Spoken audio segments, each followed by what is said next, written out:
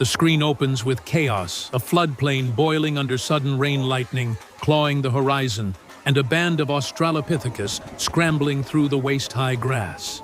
Their bare feet slap against sodden earth as the river beside them churns and swells. Out of the black water, shadows stir colossal amphibians, their slick bodies glistening under flashes of light, their throats swelling with guttural croaks that shake the ground. What if early humans had to survive among these monstrous creatures, half fish, half reptile, reigning over rivers and marshes 7 million years ago? Could fragile primates cling to life when the water itself seemed alive with predators?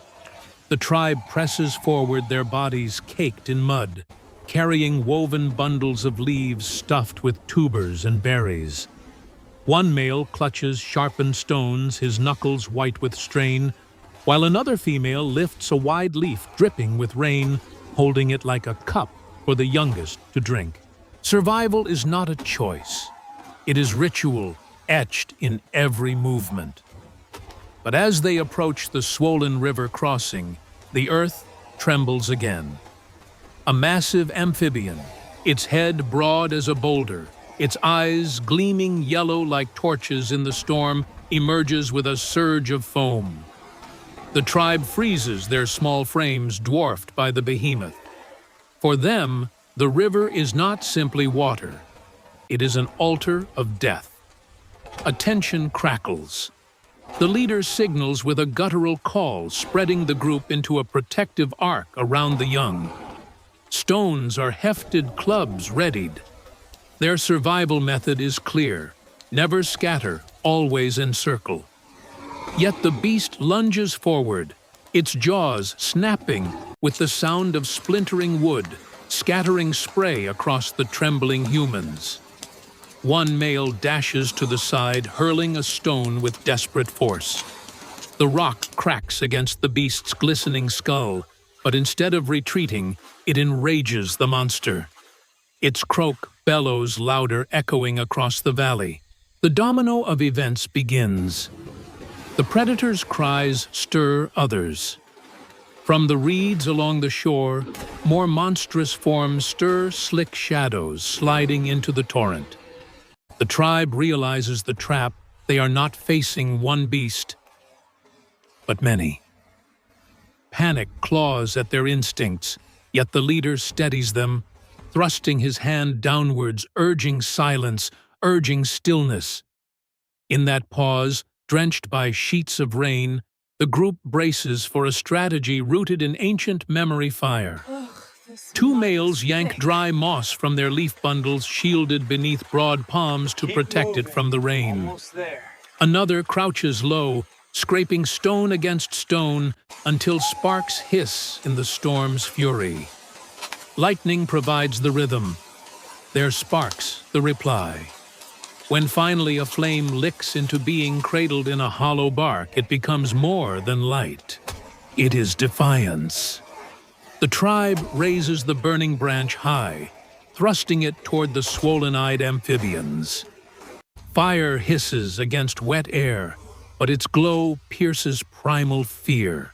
The creatures hesitate, swaying in the flood, their throats deflating with uncertain croaks. But nature offers no mercy. A second conflict emerges. From the opposite bank, silhouettes move another band of Australopithecus, leaner, hungrier, their eyes locked not on the amphibians, but on the food bundles strapped to their rivals' backs. Lightning reveals the truth: one tribe trapped between predators of the river and predators of their own kind.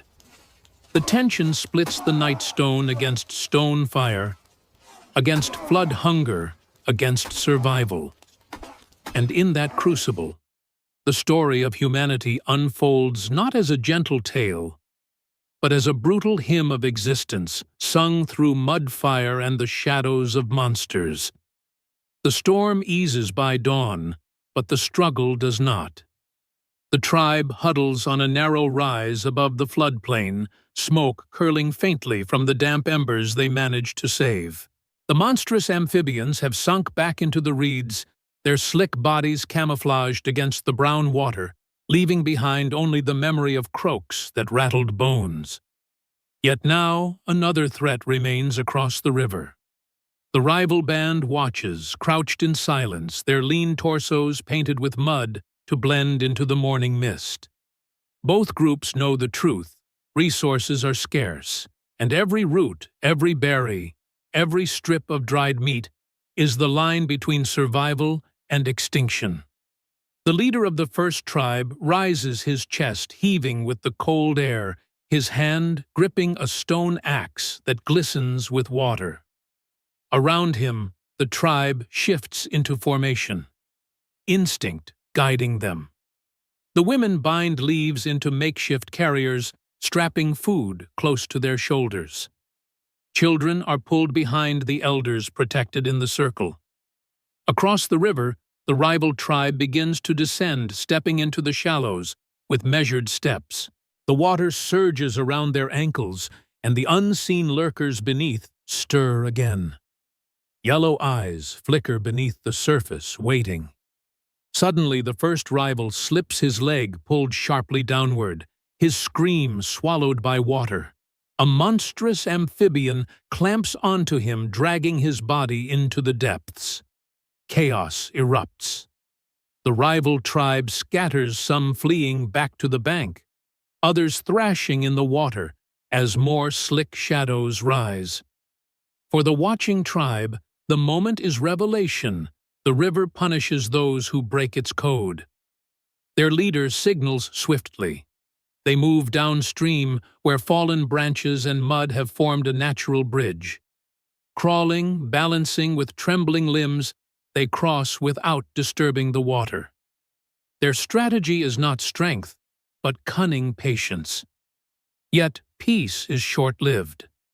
On the far bank, survivors of the rival tribe recover, rage burning in their eyes.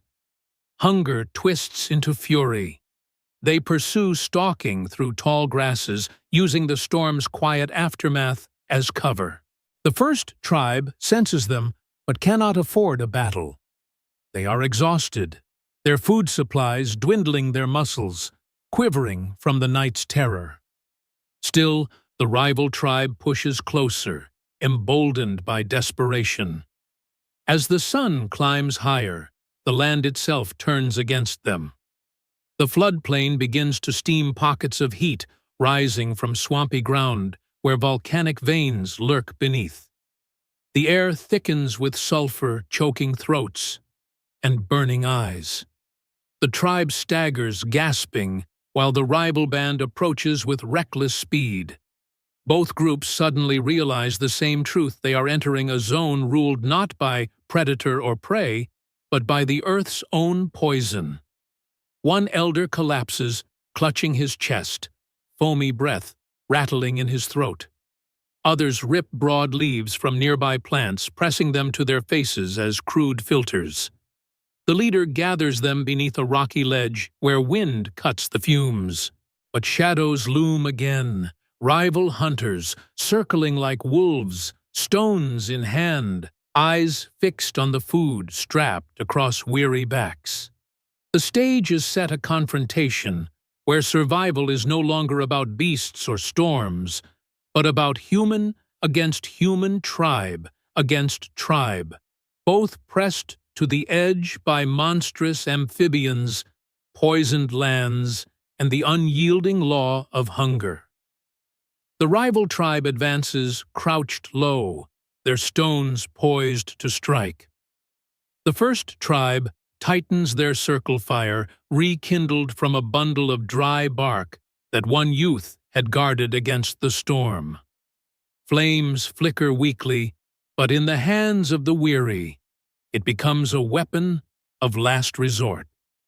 A standoff brews under the shadow of steaming marsh and the distant croak of monstrous amphibians. Every chest heaves with fear, every eye burns with desperation. The clash ignites suddenly. Stones fly, striking bone, and bark sparks scattering as torches are swung like spears. The rival tribe presses hard, driven by gnawing hunger, but the first tribe fights with something deeper: unity. They move as one body, protecting their weak, fending off each strike, forcing their enemies into the sulfur-thick air. The fumes become an ally, choking the reckless, blinding those who charge too far. One by one, the rivals falter, their shapes vanishing into the haze, leaving only echoes of their cries and the heavy silence that follows. Breathing raggedly, the tribe does not celebrate. Instead, they gather the fallen elder, laying him upon a bed of leaves. A young female grinds herbs into a paste, smearing it onto his chest, while another drips water from cupped leaves onto his lips. Slowly, color returns to his face. Around them, relief ripples like a soft current. The fight for survival has given way to the will to heal. As dusk descends, the tribe moves once more, climbing toward the high ground, where grasses sway golden in the fading light. The monstrous amphibians croak from below, but from above, their cries sound distant, diminished. The tribe lights a fire, circling close, sharing food, sharing warmth. Children giggle faintly as sparks dance skyward.